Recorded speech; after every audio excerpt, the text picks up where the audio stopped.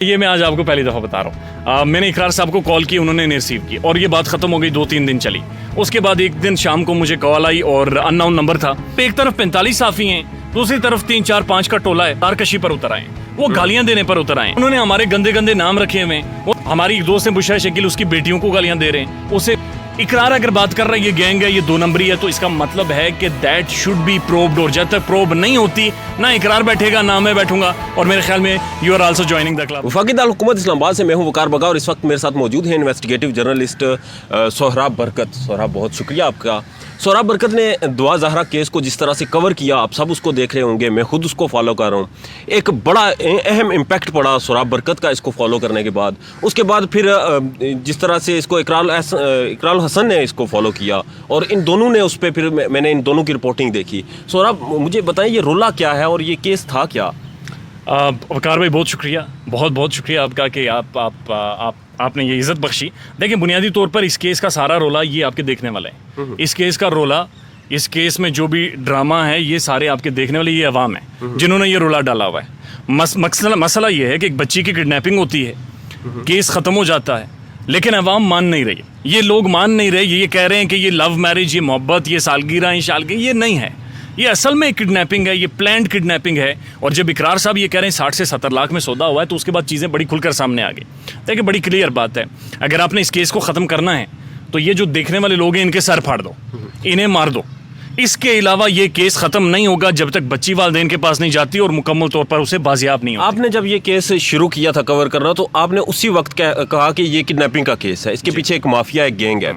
आपको किस तरह ये पता चला कि ये माफिया है, ये गैंग है? कि आप बहुत पहले आपने ये चीज़ कह दी थी और आज वो चीज़ सच साबित हुई? और दुआ ज़हरा ने खुद अपनी दरख्वास्त में लिखा कि वो ज़ाहिर से खुश नहीं है, उसके कुछ तल्ख मामलात चल रहे हैं। तो ये वजह क्या थी? देखिए, मैंने तो उस दिन से फॉलो करना शुरू किया जब हमने एक अदाकारा का, एक मॉडल का सो कॉल्ड, हमने उसका इंटरव्यू सुना। इंटरव्यू में वो जिस तरह से ब्रांड की मार्केटिंग कर रही थी और जिस गैर संजीदा अंदाज में वो इंटरव्यू किया गया था, उससे बड़ा एविडेंट था कि ये कहानी बड़ी डिफरेंट है, ये मामला बड़े डिफरेंट है। लेकिन केस मैंने इस वजह से नहीं फॉलो किया।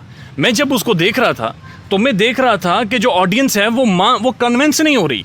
यानी लोग एक चीज़ को तस्लीम ही नहीं कर रहे। आप रिपोर्ट कर रहे हैं, लोग उस चीज़ को मान नहीं रहे। अब जो आम रेडी वाला बंदा है, ये जो घर में बैठे हुए मुअज़्ज़िज़ लोग हैं, इंटरनेशनल जो ऑडियंस है, जब ये एक बात को तस्लीम नहीं कर रहे तो इसका मतलब है कहानी बड़ी डिफरेंट है। वकार भाई, यकीन करें, ये हमारी शक्लें पड़ जाते हैं लोग, ये हमारे जो एक्सप्रेशंस होते हैं, ये हमारी जड़ों से वाकिफ़ हैं कि हम लोग क्या बात कर रहे हैं, कहाँ से बात कर रहे हैं, किसका मकसद क्या है, कौन पैसे कमाने के चक्रों में, कौन फेम कमाने के चक्रों में।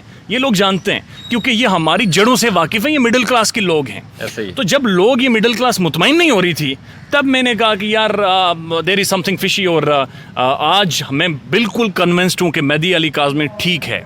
ये किडनैपिंग है, ये फेयर किडनैपिंग है और ये माफिया है। ये 2 ग्रुप हमने देखे जिसमें जिस तरह से आपने एक अदाकारा का जिक्र किया, 2 ग्रुप बन चुके थे। एक इस चीज़ की हिमायत कर रहा था, एक इसकी मुखालफत कर रहा था। क्या वो भी व्यूज़ कमाने के चक्कर में थे या इसके पीछे कोई एजेंडा था, या जो लोग इसकी मुखालफत कर रहे थे कि दुआ ज़हरा को अब वापस नहीं जाना चाहिए, उसके पीछे कोई गैंग था? ये कौन लोग थे? देखिए, व्यूज़ का चक्कर नहीं है, गेम उससे आगे निकल गई है। अब एक तो लोग देखने से नहीं चूक रहे, लोग बात कर रहे हैं। आप जाकर वीडियोज़ के नीचे कमेंट्स देखें, सबकी, हर बंदा कमेंट कर रहा है, अपने इमोशंस शो कर रहा है, कंट्रीब्यूट कर रहा है।